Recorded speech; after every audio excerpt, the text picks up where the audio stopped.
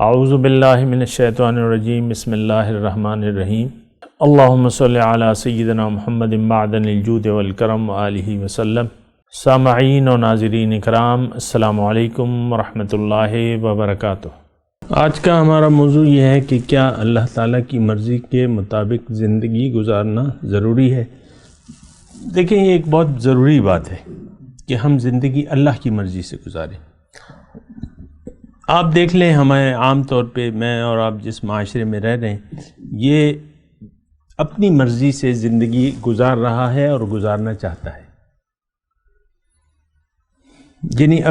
یعنی مرضی کے مطابق انسان زندگی گزارنا چاہتا ہے۔ اور یہ بات بھی نوٹ کر لیں کہ مرضی سے زندگی گزارنا جو ہے انسان کے لیے تباہ کن ہے، کیونکہ اللہ نے اس کی کامیابی کا ذریعہ جو ہے اس طریقے میں نہیں رکھا ہے کہ یہ اپنی مرضی سے زندگی گزارے، بلکہ اللہ تعالیٰ نے اس کی کامیابی کا راز اس میں رکھا ہے کہ یہ اللہ تعالیٰ کی مرضی سے زندگی گزارے۔ اگر یہ اپنی مرضی سے زندگی گزارتا ہے تو یہ ایک یقینی بات ہے کہ یہ ناکام ہوگا اس زندگی میں،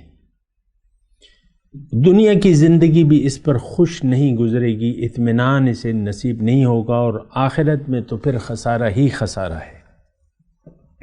دیکھیں، انسان یعنی نفسانی طور پہ آزاد رہنا چاہتا ہے، یہ کسی کے سامنے سر جھکانے کے لیے تیار نہیں ہے، یہاں تک کہ اللہ کے سامنے بھی یہ سر جھکانے کے لیے تیار نہیں ہے۔ اور اس بات کی دلیل میں مجھے کوئی دلائل کی ضرورت نہیں ہے۔ آپ دیکھ لیں، اپنے آپ کو دیکھ لیں، اپنے معاشرے کو دیکھ لیں، سب لوگ اپنی مرضی زندگی جینا چاہتے ہیں۔ دین ہم اپنی مرضی کے تابع رکھنا چاہتے ہیں، اللہ کے مرضی کے تابع ہو کے ہم زندگی گزارنا نہیں چاہتے۔ تو بہرحال وہ تو ایک الگ بات ہے، لیکن آج کا جو ہمارا موضوع ہے وہ یہ ہے کہ اللہ کی مرضی سے زندگی گزارنا کیوں ضروری ہے۔ دیکھیں، اللہ کی مرضی ایک بندے کی مرضی ہوتی ہے، یعنی ایک ہماری مرضی ہے، ایک اللہ کی مرضی ہے۔ اللہ نے انسان کی کامیابی اس میں رکھ دی ہے کہ یہ اللہ کی مرضی سے اگر زندگی گزارے گا تو یہ کامیاب ہوگا۔ جو گزشتہ نشست تھی اس میں نے آپ کو موضوع اس میں یہ تھا کہ معبود کے بارے میں ہم بات کر رہے تھے۔ معبود دیکھیں، اگر آپ دیکھیں، اور یہ بات سمجھنا مشکل نہیں ہے کہ ہمارے دین کی بنیاد کلمہ طیبہ ہے،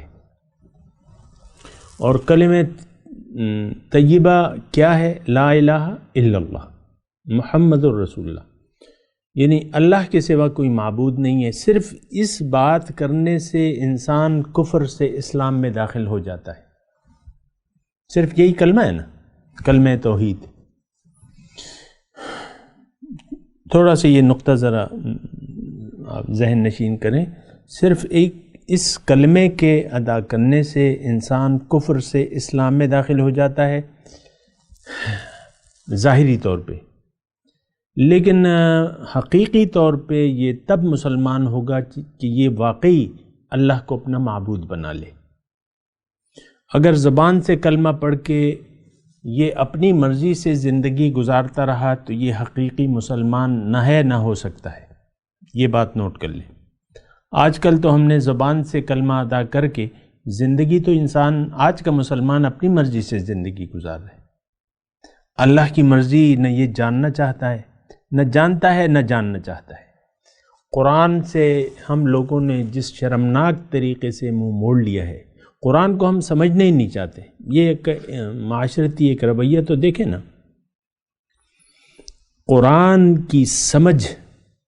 قرآن کو سمجھنا یہ ہمارے سلیبس کا حصہ نہیں ہے۔ آپ دیکھ لیں، ہمارا جو نظام تعلیم ہے اس میں قرآن کی سمجھ کا یعنی یہ نقطہ نہیں ہے، حالانکہ قرآن ہی ہمیں بتاتا ہے کہ زندگی کیسے گزارنی ہے، اور یہ اتنا اجتماعی جرم ہے۔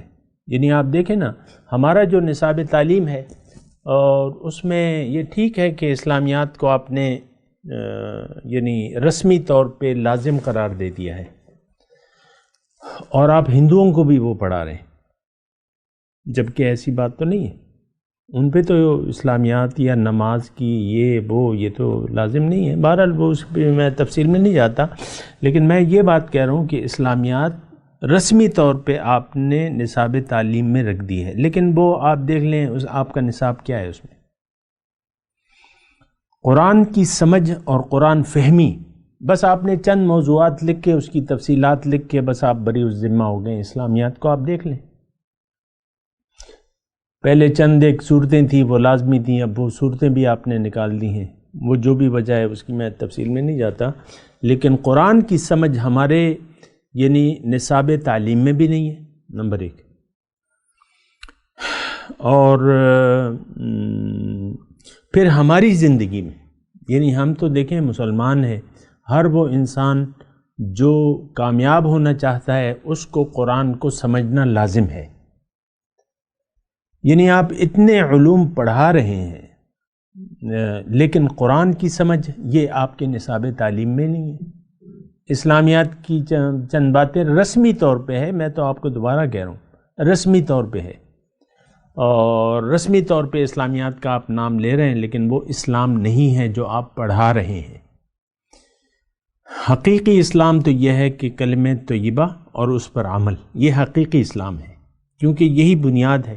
بہرحال میں معبود کی بات کر رہا تھا کہ معبود صرف اللہ، اور معبود کا معنی میں بھی ساتھ آپ کو بتا دوں، لیکن میں آپ کو یہ بتا رہا تھا کہ معبود یہ کلمہ طیبہ جو ہے یہ بنیاد ہے. اور میں آپ کو یہ بات بتا رہا تھا کہ کلمہ طیبہ کی کو لفظی طور پہ ماننے سے آپ ایک سسٹم سے دوسرے سسٹم میں داخل ہو جاتے ہیں. یعنی آپ اقرار کر لیتے ہیں کہ اللہ کے سوا کوئی معبود نہیں، لیکن ہم تو رسمی طور پہ ایسے کلمہ پڑھتے ہیں، کلمے کا مطلب تو کسی کو نہیں معلوم نہ وہ معلوم کرنا چاہتا ہے. ایک بات. دوسری بات یہ ہے کہ میں یہ بات کہہ رہا ہوں کہ کلمہ طیبہ جو ہے اسی کو اگر آپ دیکھیں، یعنی کلمہ طیبہ کے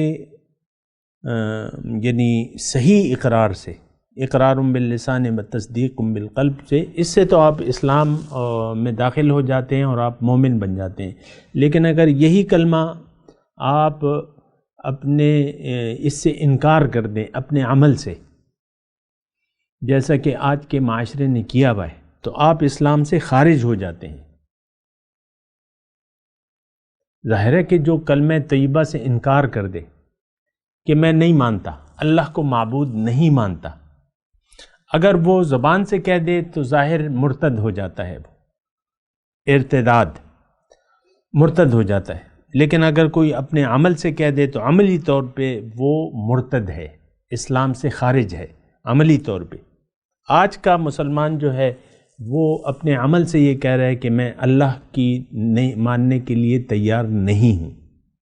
آج 2020 ہے اور اس میں آپ دیکھیں ایک 8 مارچ آنے والا ہے، اور اس میں عورت مارچ کے حساب سے جو بحث ہو رہی ہے، تو اس میں تو یہی ہے کہ جو عورتیں آزادی چاہتی ہیں تو وہ کہتی ہیں ہم نہیں مانتے اسلام کے ضابطے، ہماری اپنی مرضی ہے، ہم اپنی مرضی سے طے کریں گے، یہ ساری چیزیں ہماری مرضی سے طے ہوگی. جس طریقے سے انہوں نے اپنے پلے کارڈ وغیرہ بنائے تھے یا شو کیے تھے، آپ دیکھ لیں ان پہ کیا لکھا ہوا تھا. کہتے ہیں ہم یعنی اپنی مرضی سے طے کریں گے کہ ہم نے کیا کرنا ہے، بچے پیدا کرنے ہیں کہ نہیں کرنے. یہ ساری اس کی تفصیلات ہیں، لیکن میں ایک عوام کی بات کر رہا ہوں. یہ صرف عورتوں کی بات نہیں ہے، یہ اس معاشرے کی بات ہے کہ آج کا معاشرہ جو ہے وہ اللہ کے حکم کے سامنے سر جھکانے کے لیے تیار نہیں ہے، اور اس میں لمبے چوڑے دلائل کی ضرورت بھی نہیں ہے. آپ دیکھیں قرآن کو آپ نہ سمجھتے ہیں نہ سمجھنے کے لیے تیار ہیں. تو بہرحال یہ باتیں سوچنے کی ہیں. میں معبود کی بات کر رہا تھا اور اللہ کی مرضی کی بات کر رہا تھا. معبود کا مطلب یہ ہے کہ آپ زندگی اللہ کی مرضی سے گزاریں. کلمہ طیبہ کا مطلب یہ ہے کہ آپ اللہ کے حکم اور محمد رسول اللہ کے طریقے کے مطابق آپ زندگی گزاریں. یہ کلمہ طیبہ ہے. لیکن اگر آپ صرف زبانی طور پہ پڑھتے ہیں تو اس کا کوئی فائدہ نہیں ہے. آپ خارج از اسلام ہیں، آپ اسلام کو قبول کرنے کے لیے تیار نہیں ہیں عملی طور پہ. آپ اپنی خواہشات کے زیر اثر رہنا چاہتے ہیں اور اپنی خواہش کے مطابق زندگی گزارنا چاہتے ہیں تو اللہ تعالیٰ کا تو اس میں کوئی نقصان نہیں ہے. آپ کی بندگی کی، آپ کی عبادت کی، آپ کی اطاعت کی اللہ کو تو کوئی ضرورت نہیں ہے. کم از کم مرضی سے زندگی جینا ہے تو جئیں، آپ کو تو کوئی نہیں روکتا. بات کرتے ہیں انشاءاللہ ایک وقفے کے بعد. وآخر دعوانا ان الحمد للہ رب العالمین. مولاي صل وسلم دائما أبدا على حبيبك خير الخلق كلهم